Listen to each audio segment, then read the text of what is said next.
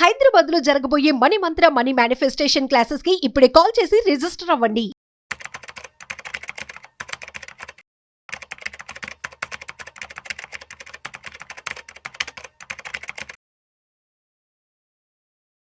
Hello నమస్తే. ప్రస్తుతం మనతో పాటు స్టూడియోలో క్యూపీఎఫ్పి సాయిరామ్ గారు ఉన్నారు. వీరితో మాట్లాడి కొన్ని విషయాల గురించి మనం చర్చిద్దాం. హలో అండి, నమస్తే.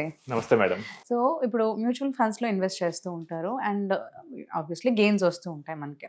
అండ్ గెయిన్స్ మీద మనకి ట్యాక్స్ కూడా పడుతూ ఉంటుంది. సో దాన్ని ఎలా మనం రిడ్యూస్ చేసుకోవచ్చు, దాని ప్రాసెస్ ఎలా ఉంటుంది అసలు? సో మనలో చాలా మంది ఏంటంటే ఇన్వెస్ట్ చేసేటప్పుడు ట్యాక్స్ అనే విషయాన్ని కంప్లీట్గా మర్చిపోతారు. రైట్. బట్ మనకి ఫైనల్గా చూసుకోవాల్సింది ఏంటంటే ట్యాక్స్ కట్టగా నాకు ఎంత రిటర్న్ మిగిలింది. సో అది మెయిన్. ఓన్లీ రిటర్న్స్ క్యాలిక్యులేట్ చేస్తూ ఉంటారు. రిటర్న్స్ క్యాలిక్యులేట్ చేయడం తప్పు. Post tax return is the correct figure. Right. So మీకు ట్యాక్స్ ఎఫెక్ట్ ఎలా ఉంటుందో నేను చెప్తాను మేడం ఒక చిన్న ఎగ్జాంపుల్తో. రైట్. మనకి few years back tax saving schemes బాగా పాపులర్. అందులో ఏంటంటే 5 years FD ఒకటి ఉండేది. ఓకే. వర్సెస్ దానికి ఆల్టర్నేటివ్గా నేషనల్ సేవింగ్ సర్టిఫికేట్ ఉండేది. సో ఇది కూడా 5 years ఉంటుంది. సో సపోజ్ పర్సన్ ఏ అనే వ్యక్తి 5 years FDలో 1 lakh rupees ఇన్వెస్ట్ చేశారు. 7% రిటర్న్ వస్తుంది అనుకుంటే మనకి ఎస్టిమేషన్ ప్రకారం 1.4 lakhs రావాలి. Right. But at the end he got only 1.27 lakhs. Okay. అంటే ట్యాక్స్ మిగిలిన 13,000 ట్యాక్స్ పే చేశాడు. ఓకే. ఓకే. ఎందుకంటే FD అనేది మనకి ఎక్రూవల్ బేసిస్ మీద ట్యాక్స్ కట్టాల్సి వస్తుంది. ఎవ్రీ ఇయర్ ఎక్కువ అయిన దాని మీద ఇంట్రెస్ట్ మీద మనం ట్యాక్స్ పే చేస్తూ వెళ్తాం. ఓకే. నెక్స్ట్ పర్సన్ బి అనే వ్యక్తి ఈయన కొంచెం తెలివిగా NSCలో ఇన్వెస్ట్ చేశాడు. ఇది కూడా 5 years. సో ఇది కూడా సేమ్ 7% రిటర్న్ వస్తుంది అనుకుంటే at the end he got 1.37 lakhs. Okay. ఇందా కేసులో 1.27 lakhs. ఇక్కడ NSCలో ఏంటంటే ఫస్ట్ 4 years ఇంట్రెస్ట్ మీద ట్యాక్స్ పడదు. మనం FDతో కంపేర్ చేసుకుంటే 1.27 lakhs, ఇక్కడ 1.37 lakhs. ఇక్కడ ఏం చేశాడు ఇన్వెస్టర్? సో రెండింటి మీద పోస్ట్ ట్యాక్స్ రిటర్న్ చూసుకున్నాడు. బట్ ఇలా చూసుకోకుండా ఇన్వెస్ట్ చేసే వాళ్ళు చాలా మంది ఉంటారు. రైట్. సో డబ్బులు ఎందుకు వాళ్ళకి ఊరకనే రావు, కొంచెం అనలైజ్ చేయాలి వర్క్. సో మ్యూచువల్ ఫండ్స్ లో కూడా మనకి ట్యాక్స్ అనేది ఉంటుంది. సో ఈ ట్యాక్స్ విషయాన్ని కనుక మర్చిపోతే ప్రెసెంట్ 12.5% ట్యాక్స్ ఉంటుంది, long term capital gain tax. అది పే చేయాల్సి వస్తుంది. అసలు మనకు మ్యూచువల్ ఫండ్ లో మెయిన్ గా 2 types ఆఫ్ ట్యాక్సెస్ ఉంటాయి. ఒకటి short term capital gain tax, రెండు long term capital gain tax.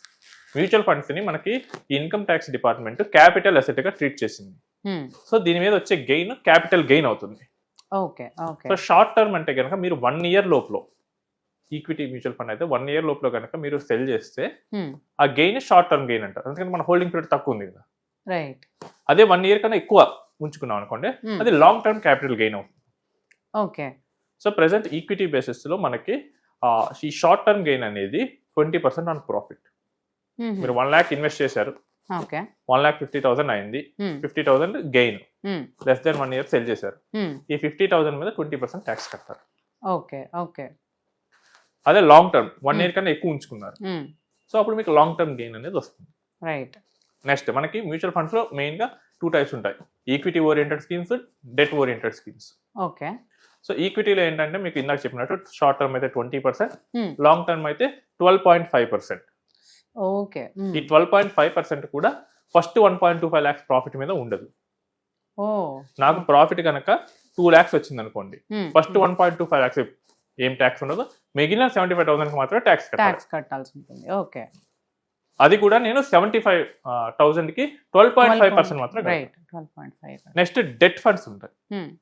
So det funds ఏంటంటే irrespective of short term are long term ఆ వచ్చే క్యాపిటల్ గెయిన్ మీ ఇన్కమ్ యాడ్ అవుతుంది. సో మీ income కనుక 30% స్లాబ్లో ఉంటే 30% కట్టాలి. మీ ఇన్కమ్ కనుక అసలు ఏమీ లేదనుకోండి, ఏమీ ఉండదు ట్యాక్స్. సో చాలా మంది ఏంటంటే ఈ డెట్ ఫండ్స్ అండర్ ఎస్టిమేట్ చేశారు. ఇప్పుడు మనకి న్యూ ట్యాక్స్ రెజిమ్ వల్ల చాలా మందికి 12 lakhs లోపల అసలు ట్యాక్స్ పడదు. So A person who is having income less than 12 lakhs can invest in debt funds. అదే FDలో చేశారనుకోండి ట్యాక్స్ కట్టాలి. అదే ఇందులో చేశారనుకోండి ట్యాక్స్ కట్టాల్సిన అవసరం ఉంది. నెక్స్ట్ ఇందులో TDS కట్ అవ్వదు, FDలో TDS కట్ అవుతుంది. అండ్ నెక్స్ట్ వచ్చేసరికి మనకి ఈ ట్యాక్స్ రిడక్షన్ స్ట్రాటజీస్ మనం మెయిన్గా 3 రకాలుగా చూసుకున్నాం. ఫస్ట్ వన్ వచ్చేసరికి ఆఫ్సెట్టింగ్ ద గెయిన్స్. అంటే మనకేంటంటే ఒకవేళ ఏదైనా ప్రోడక్ట్లో మనకి లాస్ వచ్చింది, దాన్ని గెయిన్తో మనం క్యాన్సిల్ చేసుకోవచ్చు. మనకి ఇన్కమ్ ట్యాక్స్ ఈ ఫెసిలిటీ అయితే ఇస్తుంది. సో మనకి గెయిన్స్ లాసెస్ 2 రకాలుగా ఉంటాయి, short term, long term.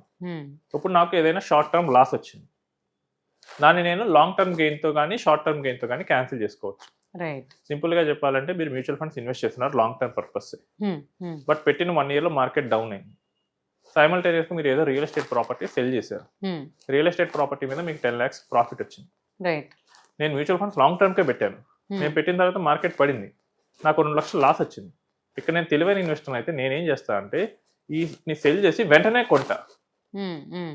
So అప్పుడు నాకేమైంది 2 lakhs లాస్ అనేది కవర్ అయిపోతుంది. అక్కడ 10 lakhs 2 lakhs సెట్ చేసుకుంటాను. అప్పుడు నేను కట్టాల్సిన ట్యాక్స్ టోటల్ ట్యాక్స్ తగ్గుద్ది కదా. రైట్. ఒకవేళ లాంగ్ టర్మ్ ఉంటే కనుక ఈ లాంగ్ టర్మ్ లాస్ ని లాంగ్ టర్మ్ గెయిన్స్ తో మాత్రమే నేను సెట్ ఆఫ్ చేసుకోగలను. సో ఇది మీకు చార్టెడ్ అకౌంట్ తో కనుక మాట్లాడితే కనుక ఈజీగా అర్థమవుతుంది. ఎందుకంటే taxation is not everyone's cup of tea. ఇప్పుడు చెప్పినా బాగానే ఉంటుంది, but at the end of the day tax consultant consult అవ్వాల్సింది. నెక్స్ట్ వచ్చేసరికి ఏంటంటే ట్యాక్స్ హార్వెస్టింగ్. ఇప్పుడు మనకి మీకు ఇంతకు ముందు చెప్పాను 1.25 lakhs ప్రాఫిట్ మీద ట్యాక్స్ ఉండదు. అవును అవును. సో ఫర్ ఎగ్జాంపుల్ నేను 10 lakhs ఇన్వెస్ట్ చేశాను, మార్కెట్ ఒక దాన్ని 12 lakhs పెంచింది, నేను 11.25 lakhs విత్డ్రా చేసి మళ్ళీ రీఇన్వెస్ట్ చేస్తే నాకు 1.25 lakhs ఎగ్జామ్షన్ వస్తుంది కదా. Okay okay. సో అలా నాకు ఎన్ని ఇయర్స్ కుదిరితే అన్ని ఇయర్స్ నేను చేయొచ్చు కదా. రైట్. సో దీన్ని ట్యాక్స్ హార్వెస్టింగ్ అంటారు. ఓకే. సో ఇది కూడా మీ financial advisor plus tax expert తో కలిసి చేయాల్సిన పని. డిస్కస్ చేసుకుని చేయాలి. ఇది జనరల్ గా ఇయర్ ఎండ్ లో చేస్తూ ఉంటారు మార్చిలో. మేము మా క్లయింట్స్ కూడా మార్చిలో వీటిని ప్లాన్ చేస్తూ ఉంటాం. నెక్స్ట్ వచ్చేసరికి ఇది సెక్షన్ 54F కింద ఉంది.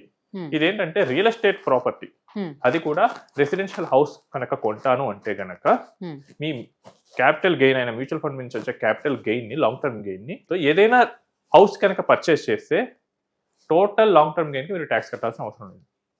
Okay okay. నేను మ్యూచువల్ ఫండ్ 5 ఏళ్ల క్రితం 50 లక్షలు పెట్టాను, ఇప్పుడు నాకు అది 1.5 కోటి అయింది. నాకు ఈ గెయిన్ నేను అసలు ట్యాక్స్ కట్టకూడదు అనుకున్నాను. ఇప్పుడు ఈ 1 కోటి రూపాయలు తీసుకొచ్చి నేను ఏదైనా హౌస్ కొన్నాను అనుకున్నాను. ఓకే. ఈ 1 కోటి రూపాయల మీద నేను ఎటువంటి ట్యాక్స్ కట్టక్కర్లా. Okay okay. బట్ దీనికి కొన్ని కండిషన్స్ ఉన్నాయి. దీన్ని ఇండివిజువల్ అండ్ హెచ్యుఎఫ్ మాత్రం వాడుకోగలరు. So either the person has to be in individual or Hindu undivided family. Next ఈ కొనే వ్యక్తికి మాక్సిమం 1 house మాత్రం ఉండాలి. Okay okay. ఎందుకంటే ఇది 2 houses మాత్రం ఈ స్కీమ్ అప్లికబుల్ అవుతుంది. ఓకే. సో ఏదైనా నా దగ్గర హౌస్ లేకపోయినా పర్వాలేదు, లేదా మాక్సిమం 1 house ఉన్నా సరిపోతుంది. ఓకే. ఎందుకంటే నాకు కొత్త కొనేసి 2వ house అయిపోతుంది కాబట్టి. నెక్స్ట్ వచ్చేసరికి ఈ స్కీమ్ వాడుకోవాలనుకున్నప్పుడు ఆ హౌస్ ని ఎయిదర్ నా క్యాపిటల్ గెయిన్ ట్రిగర్ అయిన 1 year బిఫోర్ కానీ లేదా 2 years తర్వాత కానీ మనం హౌస్ తీసుకోవచ్చు. Okay okay. సో అప్పుడు నాకు సరిపోతుంది. అండ్ నెక్స్ట్ నేను తీసుకున్న హౌస్ 3 years వరకు అమ్మకూడదు. కొంతమంది తెలివైన వాళ్ళు ఉంటారు, నేను ఎట్లా కొన్నా నెక్స్ట్ ఇయర్ అమ్మేస్తాను. అలా ఉండదు, 3 years వరకు అమ్మకూడదు. అండ్ ఒకవేళ మీరు హౌస్ పర్చేస్ చేస్తున్నారు లేదా మీరు ఓన్ కన్స్ట్రక్షన్ చేసుకుంటున్నారు, టైం పట్టింది అనుకుంటే ఈ ప్రొసీడింగ్స్ ని మీరు క్యాపిటల్ గెయిన్ అకౌంట్ స్కీమ్ లో ఇన్వెస్ట్ చేయాలి. CHGS అకౌంట్ అని ఉంటాయి బ్యాంక్స్ లో, వాటిలో ఇన్వెస్ట్ చేసి దాని ద్వారా మాత్రమే మీరు ఈ హౌస్ పర్చేస్ కి వాడాలి. ఇలా వాడితే కనుక మీరు లాంగ్ టర్మ్ గెయిన్స్ ని మీరు ఎగ్జామ్షన్ తీసుకోవచ్చు. నేను 2 months బ్యాక్ యాక్చువల్లీ ఒక ఆర్టికల్ చదివాను. సచిన్ టెండూల్కర్ వాళ్ళ వైఫ్ ముంబైలో ఒక చిన్న 2 BHK ఫ్లాట్ కొన్నారంట. దాని వాల్యూ ఆల్మోస్ట్ ఒక 30-35 lakhs ఉంటుంది. సో అంత హెవీ ఫ్యామిలీ నుంచి వచ్చిన వాళ్ళు ఆ చిన్న ప్లాట్ కొనడానికి ఏంటా రీజన్ అని చూసాం. సో జనరల్ గా ఏ ప్లాట్స్ ఎందుకు కొంటారు, క్యాపిటల్ అప్రిసియేషన్, వాళ్ళు కావాలంటే పెద్దవాడిలోనే కొనుక్కోవచ్చు. సో అది కాదు. నెక్స్ట్ రెంటల్ ఇన్కమ్ కోసం కొంటారు. వాళ్ళకి వచ్చి 5,000-10,000 రెంటల్ ఇన్కమ్ తో పెద్ద ఒరిగేది ఏమి లేదు.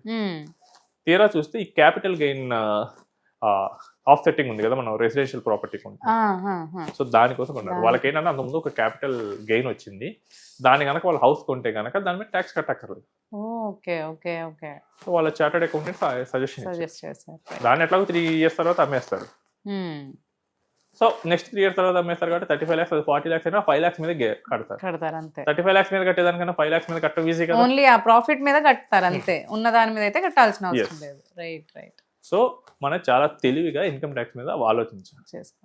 అలా కాదు నేను సొంతగా చేసుకుంటాను నాకు అంతా వచ్చు అనుకుంటే at the end you will pay hefty taxes. Right. Thank you అండి. థ్యాంక్ యూ సో మచ్ అండి.